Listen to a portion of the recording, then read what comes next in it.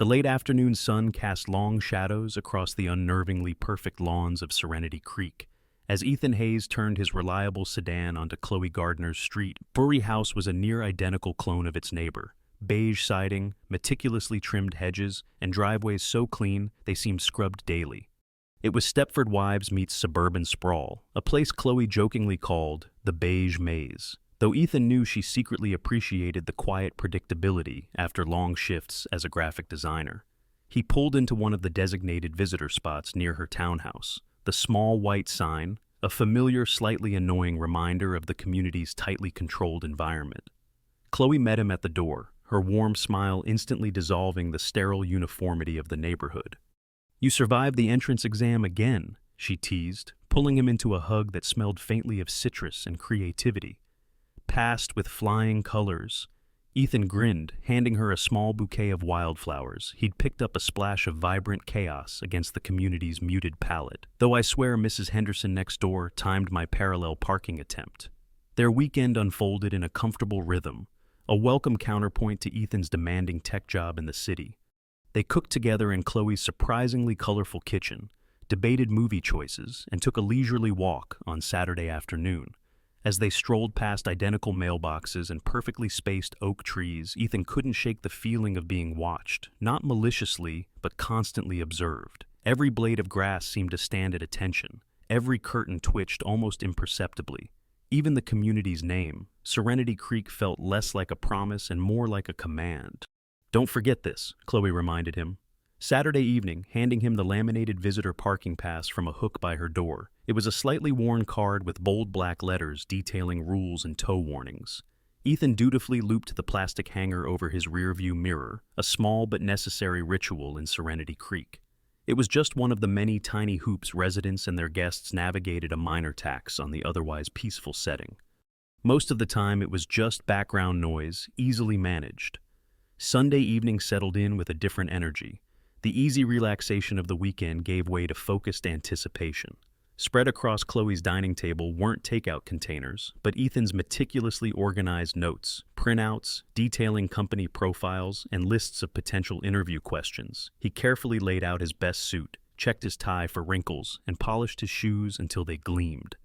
Tomorrow wasn't just another Monday. It was the final interview for a project lead position at Innovate Solutions, a career-defining opportunity he'd been chasing for months.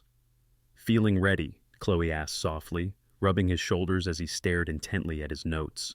"As I'll ever be," Ethan replied, turning to give her a confident if slightly nervous smile. "This is it, Chloe. This could change everything."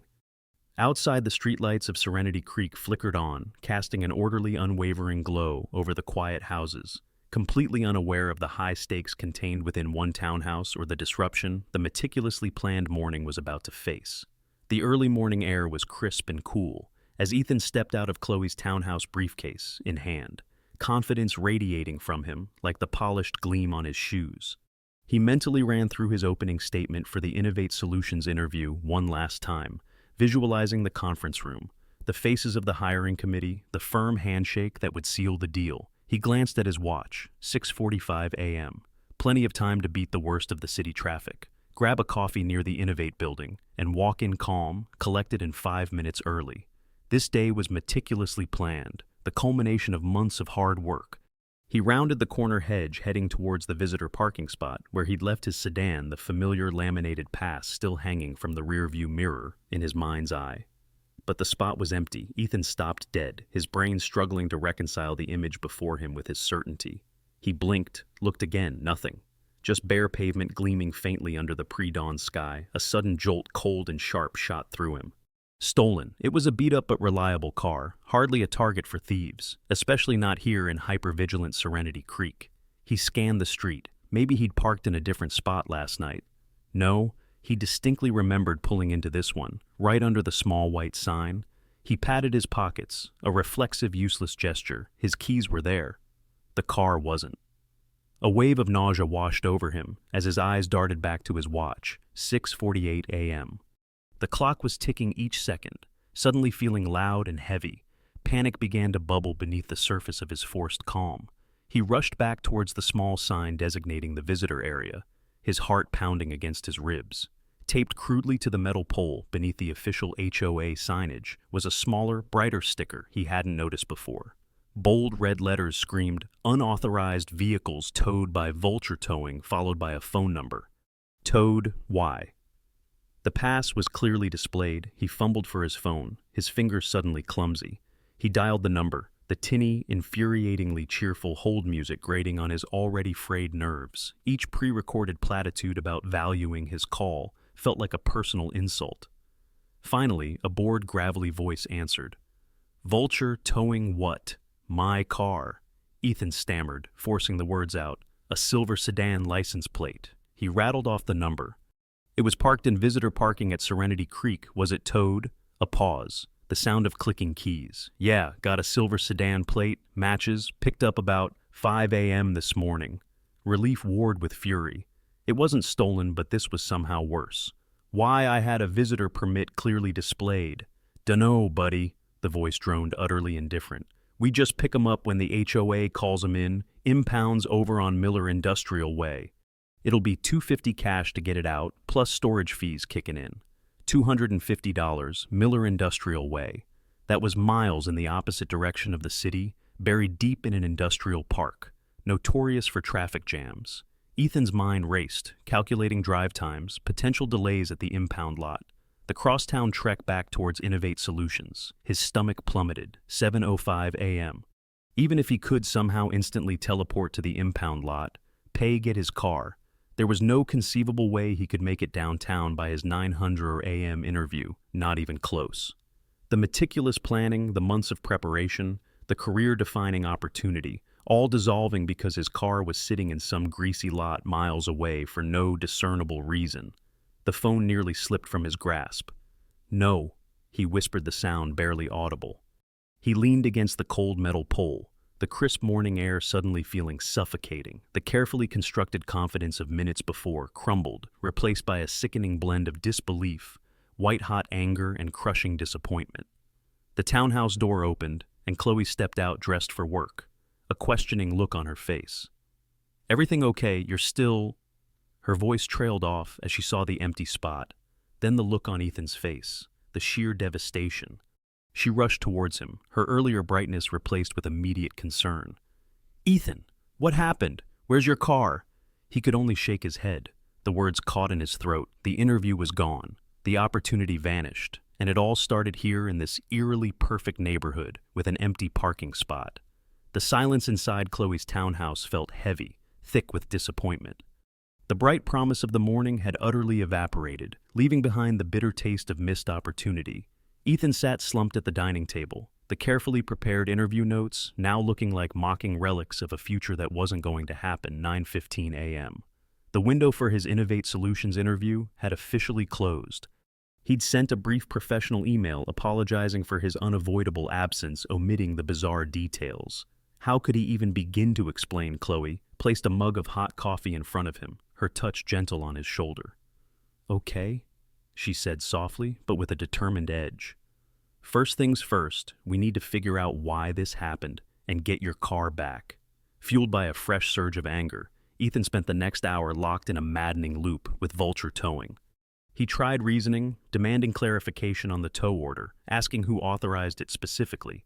Each call was met with the same stonewalling indifference. They didn't know the why, only the what. His car was in their lot, and the clock was ticking on storage fees. Their insistence on cash payment felt deliberately obstructive, almost predatory. They were a blunt instrument wielded by an unseen hand and utterly uninterested in the chaos they caused. The frustration mounted until Ethan felt like shouting into the void. "This is insane!" he finally groaned, dropping his phone onto the table. "They won't tell me anything except that the HOA called it in. It's like talking to a brick wall made of grease." "Then we talk to the hand that wields the instrument," Chloe said firmly, pulling up the Serenity Creek HOA website on her laptop. She navigated through bland stock photos of smiling families and lists of community events until she found the contact information for the management office. "Ms. Eleanor Vance, community manager. Let's see what she has to say." Taking a deep breath to steady himself, Ethan dialed the number. After navigating a short automated menu that felt overly complex for a neighborhood association, he was put on hold. Soft jazz filtered through the line, a stark contrast to Vulture Towing's jarring electronic tunes, but no less infuriating, given the circumstances. Finally, a crisp professional voice answered, "Serenity Creek Management, this is Eleanor Vance speaking. How may I assist you?" Ethan quickly explained the situation, his name, his girlfriend Chloe Gardner's address, the fact his car was towed from a designated visitor spot, despite displaying the required permit, and crucially, the fact that this unwarranted action had cost him a major job interview. He kept his tone level, factual, fighting to keep the raw anger out of his voice. "I need to understand why my vehicle was towed this morning, Ms. Vance." There was a pause, the faint clicking of keyboard keys in the background. "Ah, yes, Mr. Hayes," Ms. Vance said, her voice remaining perfectly even, almost unnervingly calm. "I have the record here, silver sedan license plate. Yes, the tow was authorized based on a violation of Section 361 of the Serenity Creek bylaws regarding visitor parking." "Section 361, Ethan repeated, confused. "But the permit was clearly visible. I checked it myself last night." "The permit allows temporary parking, Mr. Hayes." Ms. Vance clarified her tone, shifting subtly, taking on the patient air of someone explaining something obvious to a child.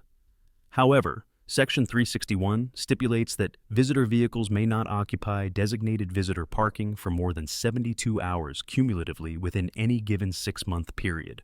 Ethan felt his jaw tighten. "Cumulatively, what does that even mean? Are you saying you add up every single hour a visitor parks here over months?" "Precisely." Ms. Vance confirmed, a hint of something that might have been satisfaction creeping into her voice. "It prevents abuse of visitor spots by individuals who are essentially functioning as undeclared residents or long-term guests, ensuring adequate parking for bona fide short-term visitors." Disbelief warred with indignation. "So, because I visit my girlfriend regularly, maybe 1 or 2 nights a week for the past several months, you're saying I've used up some imaginary lifetime allowance of parking hours? How could anyone possibly track that?" "Our board members are very diligent in upholding community standards, Mr. Hayes," Ms. Vance replied smoothly, sidestepping the direct question about tracking methods. "Mr. Arthur Finch in particular keeps meticulous records regarding parking patterns to ensure compliance with the bylaws. His documentation indicated your vehicle had significantly exceeded the cumulative 72-hour limit. Meticulous records, Arthur Finch." Ethan vaguely recalled an older, stern-looking man often seen walking the neighborhood, seemingly observing everything. The idea that this man or anyone was logging his comings and goings, adding up hours like some kind of parking accountant, felt deeply invasive, almost creepy. This wasn't about parking. It felt personal, punitive. The cold procedural explanation, the detached tone of Ms. Vance, the mention of Mr. Finch's diligence, it all coalesced into a suffocating sense of injustice. He wasn't just dealing with a mistake. He was caught in the gears of an absurd impersonal system, and it had just cost him dearly.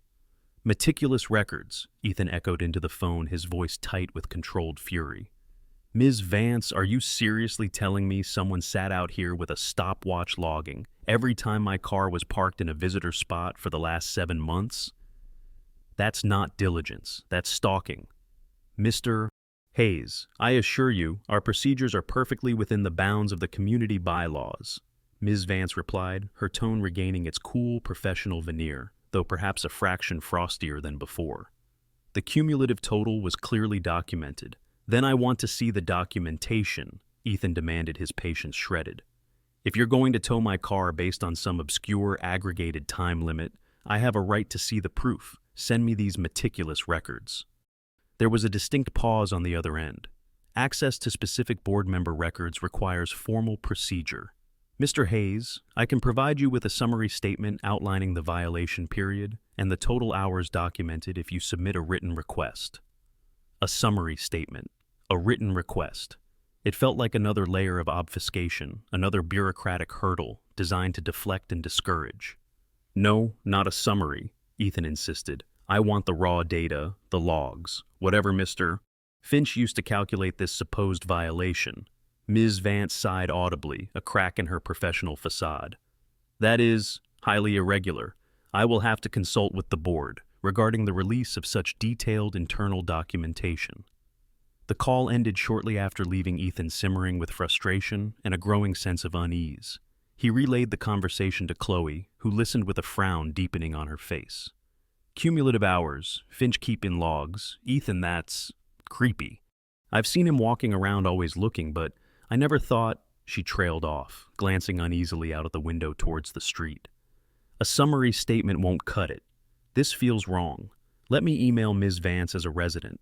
I'll request a meeting to discuss this specific bylaw and the documentation supporting the violation against my registered guest. Chloe's email, polite but firm, seemed to carry more weight. Within a day, Mrs. Vance replied, agreeing to a brief meeting at the sterile HOA management office located in the community clubhouse, a room Ethan now associated less with recreation and more with bureaucratic obstruction. The meeting was tense. Miss Vance sat behind a large, neat desk flanked by file cabinets, the picture of organized control. She reiterated the HOA's stance on Section 361, her language precise and unwavering. When Chloe pressed firmly for the supporting evidence, Ethan had been denied. Ms. Vance hesitated, tapping a pen rhythmically against a folder. As I mentioned, releasing raw data is unusual, she began. But given the circumstances and your formal request as a resident, Ms. Gardner. She opened the folder and slid several printed spreadsheets across the desk. This is the parking observation log submitted by Mr. Finch pertaining to Mr. Hayes's vehicle. Ethan leaned forward, snatching the pages, his breath caught in his throat. It wasn't just a list of dates, it was a disturbingly detailed chronicle. Columns listed the date, the approximate time his car arrived, often noted as evening or late fry, the approximate time it departed. Early Mon AM, Sun PM, and a calculated duration for each visit. Entries stretched back nearly 7 months. Little notes were sometimes scribbled in the margins. Parked near Oak Tree, left after 9 AM Mon. Same spot as last week. It was obsessive, painstakingly compiled. Someone, Mr. Finch, had dedicated significant time and energy to watching, noting and calculating his presence. Each entry felt like a tiny intrusion, a cataloging of his private life connected to Chloe. Seeing it all laid out clinically on paper, the weekend spent relaxing, the occasional Sunday evening arrival, transformed into cold data points used against him, made his skin crawl. The sheer volume of entries painted a picture not of parking abuse, but simply of a consistent relationship visits, made routine by affection, now pathologized as a violation. He looked up from the pages, his eyes meeting Chloe's. He saw his own shock and anger mirrored there, but also something else, a deep, chilling discomfort. Her cheeks were flushed, her lips pressed into a thin line. This wasn't just about his car anymore. This was about her home, her community, the place she was supposed to feel safe and private, now revealed to have an undercurrent of invasive surveillance directed at her personal life through him. He watched me, Ethan said, his voice low and gravelly, disbelief warring with cold fury. For months he watched and wrote it all down. Mrs. Vance offered no apology, merely adjusted her glasses. Mr. Finch is very dedicated to maintaining community standards, as I said. The documentation clearly shows the cumulative 72-hour limit was exceeded. But Ethan wasn't looking at the numbers anymore. He was looking at the chilling evidence of being observed, cataloged, and penalized for simply visiting the woman he loved. The violation felt intensely personal. Now the injustice burning far hotter than the sting of the missed interview or the towing fee. This was wrong on a fundamental level, and the neatly printed logs felt like Exhibit A in a case that suddenly felt much, much bigger. The Serenity Creek Community Clubhouse meeting room radiated a bland, bureaucratic chill. Fluorescent lights hummed overhead, casting a flat glow on the beige folding tables, arranged in a U-shape, facing a longer table where the 5 HOA board members sat. The air smelled faintly of stale coffee and industrial cleaner. Besides Ethan and Chloe, only a handful of other residents dotted the uncomfortable plastic chairs, their expressions ranging from bored indifference to weary resignation, presumably veterans of these proceedings. At the head table sat the board, 2 women who looked perpetually unimpressed, a nervous-looking man who seemed to avoid eye contact, the stern-faced Mr. Arthur Finch clutching a thin folder, and a portly gentleman with an air of self-importance, who introduced himself as Mr. Harrison, the board president. Miss Vance sat slightly apart, acting as secretary, her expression impassive. When Ethan's agenda item was called, he walked to the single chair placed opposite the board, feeling uncomfortably like he was on trial. He began calmly laying out the sequence of events: the tow, the clearly displayed visitor permit, the call to vulture towing, and the devastating consequence, the missed final interview for a significant career opportunity. He spoke clearly, focusing on the facts, trying to appeal to reason. "My primary concern," Ethan continued, holding up a copy of Finch's logs, "is the justification given Section 361 and this cumulative 72-hour limit. I understand the intent of such rules, to prevent people from abandoning vehicles or using visitor spots as permanent parking, but interpreting it as a rear running total of every hour over months seems wildly out of line with that intent. It penalizes regular, legitimate visits." He gestured towards Chloe. "It essentially punishes residents for having family or partners visit consistently." He then addressed the logs directly, keeping his voice steady, despite the anger churning inside. "Furthermore, the method of tracking itself, this level of detailed surveillance over months documenting personal comings and goings, feels like a profound invasion of privacy, not just for me, but for the resident I was visiting." He looked directly at the board. "I request that the tow fee and associated costs be reimbursed, and that the board reconsider this unreasonable interpretation of Section 361. Silence hung in the room for a moment. After he finished, Mr. Harrison cleared his throat. "Thank you, Mr. Hayes. Mr. Finch, do you wish to respond to the points regarding your documentation?" Finch straightened in his chair, his expression hardening into one of righteous defense. "Mr. President, board members," he began, his voice thin but resolute, "my observations were conducted solely to ensure compliance with the bylaws. All residents agree to abide by Section 361 is clearly written.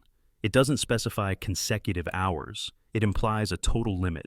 My logs are meticulous and accurate, demonstrating a clear pattern exceeding that limit."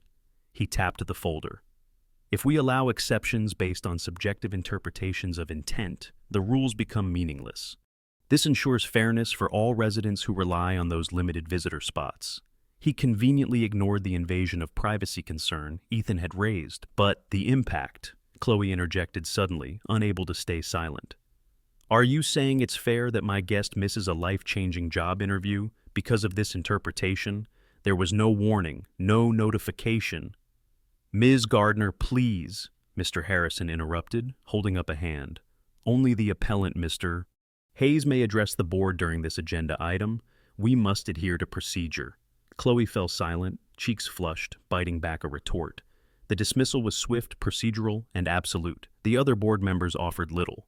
One woman briefly asked if Ethan was sure the permit hadn't fallen off, a question he had already answered. The nervous man mumbled something about needing to review the wording again, but offered no actual challenge. "Mr. Harrison looked towards Finch, then back at Ethan. "Mr. Hayes," Harrison said, his tone conveying finality, "the board appreciates you bringing your concerns forward. However, the bylaws are established to maintain order and standards within Serenity Creek, Section 361. As written allows for the cumulative interpretation. Mr. Finch's documentation confirms the violation." He paused, looking down the table as if confirming consensus, though no formal vote seemed necessary. "Therefore, the board finds that the tow was conducted in accordance with established community rules. Your request for reimbursement is denied." It was like hitting a wall of smiling indifference. They hadn't engaged with his arguments about intent, impact, or privacy. They had simply retreated behind the shield of the bylaws and the meticulous work of their parking watchdog. Ethan felt a surge of helpless anger. The power imbalance was starkly clear. He was an outsider appealing to a closed system, and his reasonable points were treated as irrelevant noise. As he and Chloe stood to leave, defeated for the moment, he thought he heard Finch murmur quietly to the woman beside him. "Told you we needed to be firm on this one." The fight, Ethan realized, was far from over. It had just entered a new, more frustrating phase. The days following the HOA meeting settled into a tense quiet. Ethan retrieved his car from Vulture Towing after paying the exorbitant cash fee, the entire transaction leaving a sour taste in his mouth. He threw himself back into his job search, trying to push the Innovate Solutions disappointment aside, but the sense of injustice lingered, a constant low hum beneath the surface. Then the pressure subtly shifted. One evening, Chloe came home from work to find a brightly colored notice taped to her front door. It wasn't about parking. Instead, it was a formal warning citing a violation of Bylaw 412B regarding non-conforming exterior decorations. the offending item, a small, tasteful ceramic wind chime hanging from a hook near her entryway, something that had been there for over a year without comment. The notice detailed a potential fine if the non-conforming item wasn't removed within 48 hours. Chloe stared at the notice, annoyance quickly curdling into suspicion. "Are you kidding me?" she muttered, ripping the notice from the door. "This has been here forever. Why now?" She knew why. It felt too coincidental, too petty, coming just days after she'd spoken up. However briefly at the HOA meeting in Ethan's defense, it felt like a message, a subtle tap on the shoulder, reminding her who held the power in Serenity Creek. This wasn't just about Ethan's parking anymore. It felt like her quiet enjoyment of her own home was being subtly threatened. The feeling of being targeted even in this small way made her angry. Meanwhile, Ethan spent hours hunched over his laptop, deep diving into the labyrinthine world of homeowner association law in their state. What he found was far from encouraging.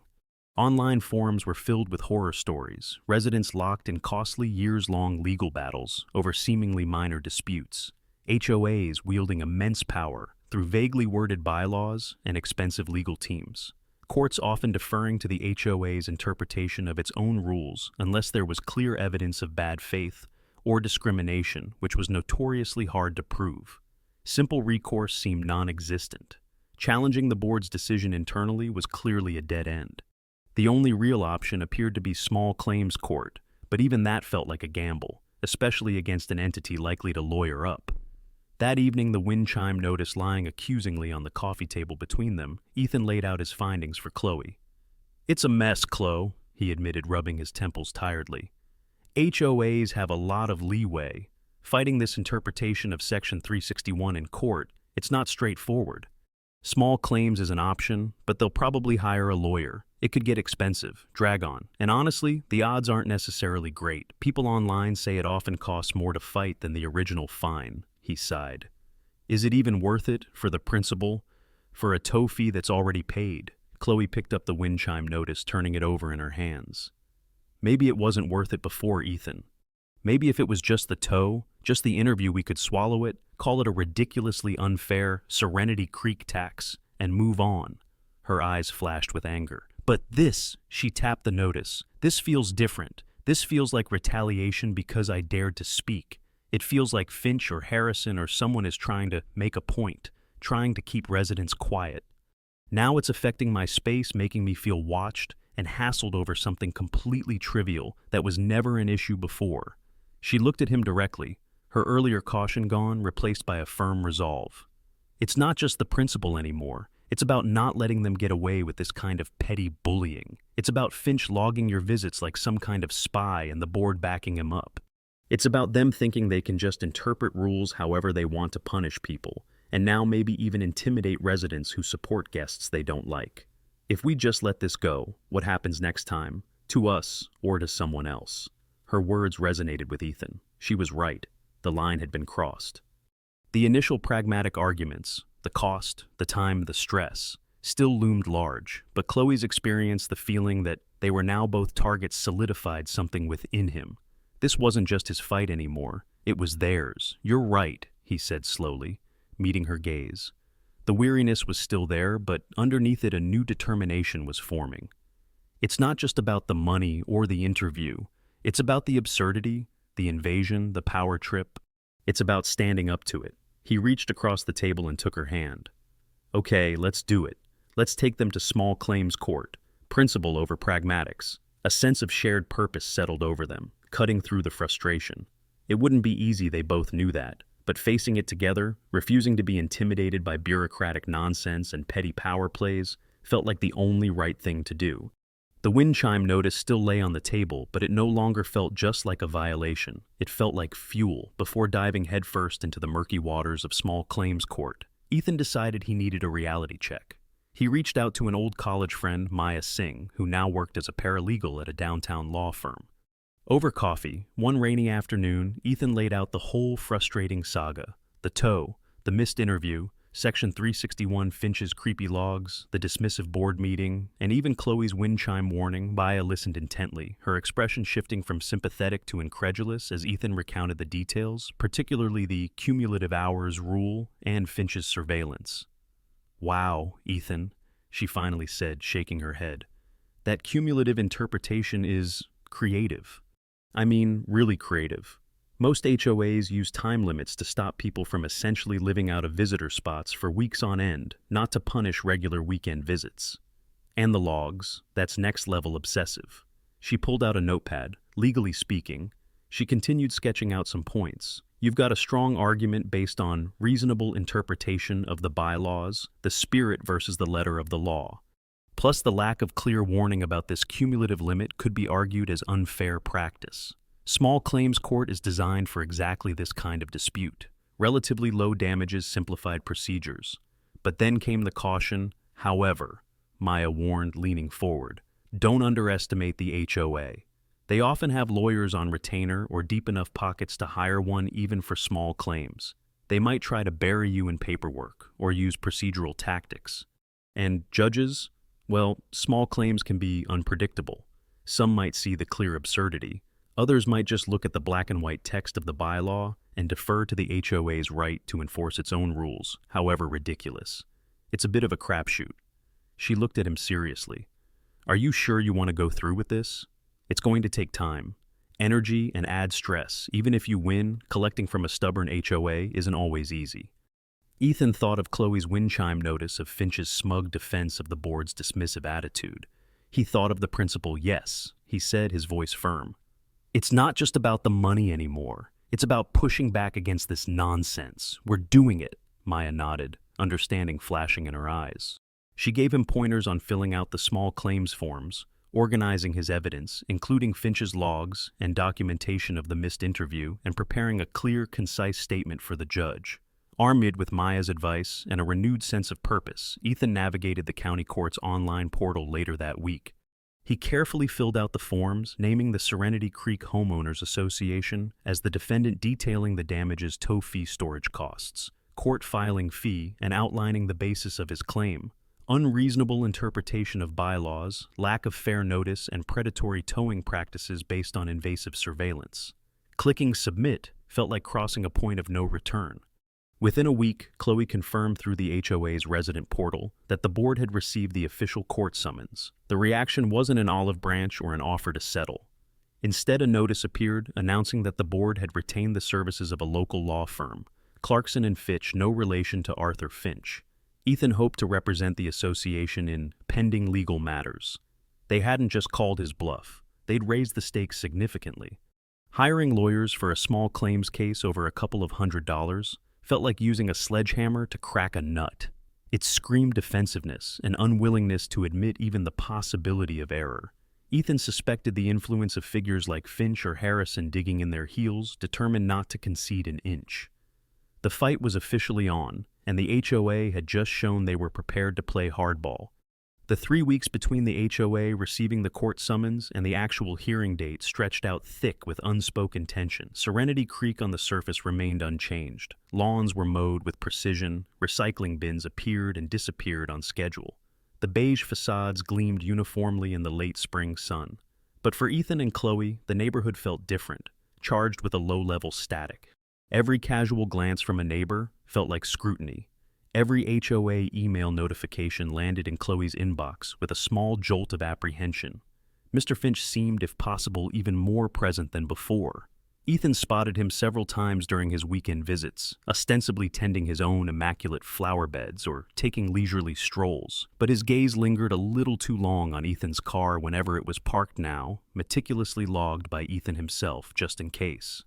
Once, while Ethan was helping Chloe carry in groceries, Finch walked past on the opposite sidewalk, stopped, made a show of consulting a small notebook, looked directly at Ethan's car, then continued on his way without a word. It wasn't overtly threatening, but it felt like a deliberate display, a silent reminder. I'm still watching Chloe too, felt the subtle pressure. One morning she found another notice tucked under her doormat, not a formal violation this time, but a friendly reminder flyer about proper trash can placement, emphasizing that cans should not be visible from the street except on collection day. Her cans were always stored in the designated alcove by her side door, completely out of sight. It could have been a mass mailing to all residents, but given the timing and the previous wind chime incident, it felt pointed another tiny poke designed to unsettle. Friendly reminder, she scoffed, crumpling the flyer. more like a friendly warning. Their evenings transformed into preparation sessions. Chloe's dining table became their war room, covered not with dinner plates but with folders and documents. They printed copies of Finch's logs, highlighting the dates and times. They gathered evidence related to the missed interview, the email confirmation, the job description outlining its significance, Ethan's polite but devastated email explaining his absence. They took photos of the visitor parking sign and the spot where the car had been. They meticulously organized a timeline of events from the tow discovery to the board meeting, denial. Ethan, usually decisive and quick-thinking in his tech world, found himself second-guessing his approach. Should I focus more on the absurdity of the rule or the financial impact of the missed interview? He'd ask Chloe, pacing her living room. What if the judge just glances at the bylaw and sides with them? Chloe, grounded and methodical, became his sounding board and strategist. Both, she'd reply, firmly tapping the timeline. Start with the concrete damage, the interview. That's relatable. Then pivot to the unreasonable rule and the creepy surveillance. Show the whole picture. They practiced answering potential questions with Chloe, playing the role of a skeptical judge or the HOA's unseen lawyer. The stress was undeniable. Ethan found himself replaying the board meeting in his head, frustrated by his inability to make them see reason. Sleep sometimes eluded him, his mind churning with arguments and counter-arguments. Chloe confessed to feeling jumpy every time she saw an official-looking envelope or spotted Finch on his rounds. There were moments of doubt, whispers of, "Is this really worth it?" hanging unspoken in the air, especially late at night when exhaustion set in. But those moments were fleeting, quickly overshadowed by their shared sense of purpose. When doubt crept in for one, the other was there with encouragement. They found strength in their partnership, tackling the organizational tasks together, offering mutual support when the frustration mounted. Preparing for court dissecting, the HOA's flimsy justification piece by piece became a bonding experience, albeit a stressful one. It solidified their resolve, transforming the anxiety into focused determination. As the court date finally loomed just days away, they felt as ready as they could be. The waiting game was almost over. Soon, they'd have their chance to make their case, not to an indifferent board, but to an impartial judge. The small claims courtroom was less imposing than Ethan had imagined. Functional, slightly worn with fluorescent lights casting a flat, neutral glow, still standing before the elevated judge's bench, flanked by Chloe, sitting nervously in the front row, Ethan felt a knot tighten in his stomach. Opposite him stood a polished, slightly stiff-looking lawyer in a sharp suit, Mr. Davies from Clarkson & Fitch, representing the Serenity Creek Homeowners Association. Ms. Vance was also present, seated behind the lawyer, her expression carefully blank. Tellingly, Mr. Finch was absent. When the clerk called his case, Ethan took a deep breath and approached the podium. Judge Miller, a woman with sharp eyes and an air of no-nonsense efficiency, gestured for him to begin. Ethan started, clearly laying out the facts, just as he and Chloe had practiced. He described the routine nature of his visits, the visitor permit always displayed, and the morning of the tow. He then detailed the crucial job interview at Innovate Solutions, presenting the email confirmation and the job description to underscore its significance. "Your Honor," he stated, his voice steady but carrying the weight of his frustration. "Being unable to attend that final interview due to my car being improperly towed had a direct negative impact on my career prospects." He then addressed the HOA's justification, presenting copies of Section 361 and Mr. Finch's meticulous invasive logs. The HOA cited a cumulative 72-hour limit based on these observations. Ethan explained, holding up the spreadsheet. "This interpretation seems designed not to manage parking, but to penalize regular visitation, and involves a level of surveillance that feels unreasonable. There was no warning. This cumulative limit was being tracked or enforced." He concluded by requesting reimbursement for the tow storage and court fees. Mr. Davies then stepped up, radiating professional confidence. He argued that the HOA bylaws were clear contracts agreed upon by residents. "Your Honor," he stated smoothly, "Section 361 does not specify consecutive hours." The board interpreted the plain language of the bylaw. While the outcome for Mr. Hayes is unfortunate, the HOA acted within its rights and procedures to enforce community rules consistently. He briefly touched upon Mr. Finch's civic-minded dedication in volunteering his time to ensure compliance. Judge Miller listened patiently, tapping her pen. When Davies finished, she leaned forward slightly. "Counsel," she began, her voice calm but cutting. Let's explore this cumulative interpretation. You're arguing that the total time a car is parked over a 6-month period is what matters. Yes, Your Honor, Davies confirmed. The bylaw allows for that reading. So, the judge continued hypothetically, if someone visits their sick parent who lives in Serenity Creek for 2 hours every single day after just 37 days, they would exceed this 72-hour cumulative limit and could be towed without specific warning regarding that limit being reached. Mr. Davies hesitated, shifting slightly. Well, Your Honor, hypothetically, under a strict reading. It's not hypothetical, counsel. It's the logical extension of the rule you're defending. Judge Miller interjected, her gaze sharp. Is there any provision for notifying visitors or residents when they are approaching this cumulative limit? Not specifically in that section, Your Honor, Davies conceded, losing some of his polish. The onus is generally on residents and their guests to be aware of and comply with all bylaws.